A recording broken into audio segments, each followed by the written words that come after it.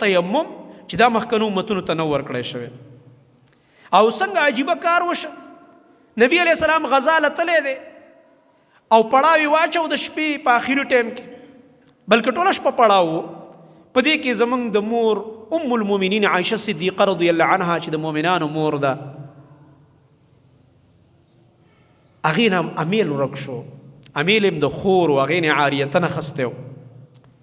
نو نبی علیہ السلام هغه به دا فرمایل و اضاعت المال به نه کوئ، مال به نه ضایع کوئ. دی ونه پرېږده امیل به خپل کار کوي، ځئ چې ځو. نه، یو خو دا ده چې پردی دی، د عایشه رضی الله عنها نه دی بلکې د خورې دی عاریته نه ورکړی. دویم مال به نه ضایع کوي. نو نبی علیہ السلام او صحابه ورپسې ګرځېده. معلومه شه نبی صلی الله علیه وسلم عالم الغیب نه دی. بس په دې کې د مونځ ټیم راغی، سار اوبه نشته په دغه کومه علاقه کې چې پړاو اچولی شوی دلته اوبه نشته. صحابه وایي دا څنګه چللی دی، مونځ ټیم شو اوبه نشته دی او دلته ټوله قافله ایساره ده د یو هار د وجې نه. نو بعضې کسان لاړه ابو بکر صدیق رضی الله عنه ته شکایت وکړو چې ستاسو د لور او زموږ د مؤمنانو د مور د وجې نه دا قافله ایساره ده، امیل یې څه ورک شوی دی او ټول ایساري او دا د مونځ ټیم رانږدې شو اوبه نشته. حالانکه دلته صحابه کرام رضی الله عنهم له وایي دا فکر پکار و چې زموږ نه زیاته تقوا خو په نبي علیه السلام کې ده، دوی سره به د مونځ فکر ډېر وکړه د نبي علیه السلام سره. دا داسې کله کله دا بعضې ملګرو کې تادي، نیک سړی تادي پکې لګا تادي کوي.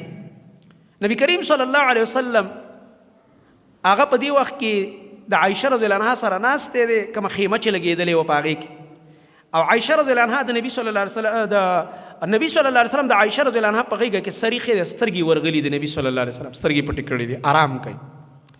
عایشه رضی الله عنها فرمایي ما پسې مې پلار په قار راغی چې خلکو راته په قار کړو که نه چې ستا د لور د لاسه قافله ایساره ده. او دا نیک سړی چې په قار شي بیا د بل شان قاري. تاسو ته پته نیک سړی ډېر زر په قاریږي، خاص کر چې دین خبره دی ورته وکړه بیا ډېر په قاریږي. دا د د دیندارۍ نښی. زموږ دنیا پرسته څه وایي دا لیونی دی، وایي مازغی خراب دي. هلکه خنزیره نه ته خو په 100 روپو په قاریږي، خنزیره ته خو په 1000 روپۍ په قاریږي.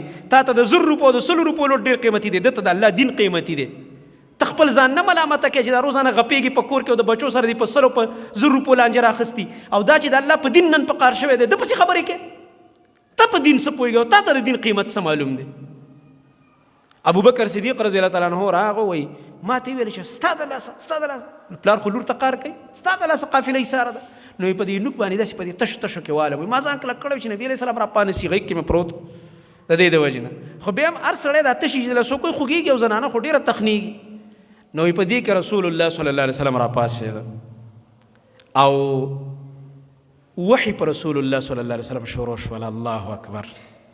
وحی چې شروع شوله د تیمم آیت را نازل شه. الله چې که تاسو په سفر کې یا اوبه نشته دی، که په سفر کې نه مې په عذر کې مې اوبه نشته دی، فلم تجدوا ماء فتیمموا صعیدا طیبا، او اوبه نه مونده کوئ نو بس پاکه خاوره باندې تیمم وکئ، قصد وکئ د پاکې خاورې، مخ او لاس پې بس دغه که مسحه که بس خبره ختمه شوه، اسان که.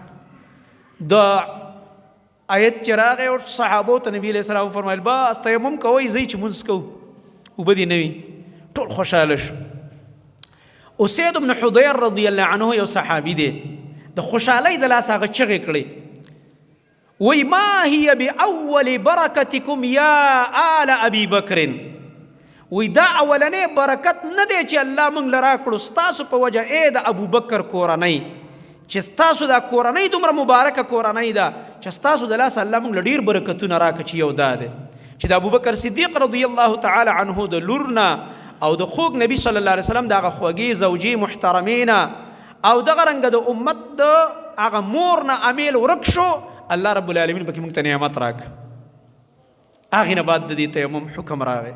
دې نه مخکې په هېڅ امت کې تیمم نه و. دا زموږ امت ته الله رب العالمین د فضیلت ورکړی دی.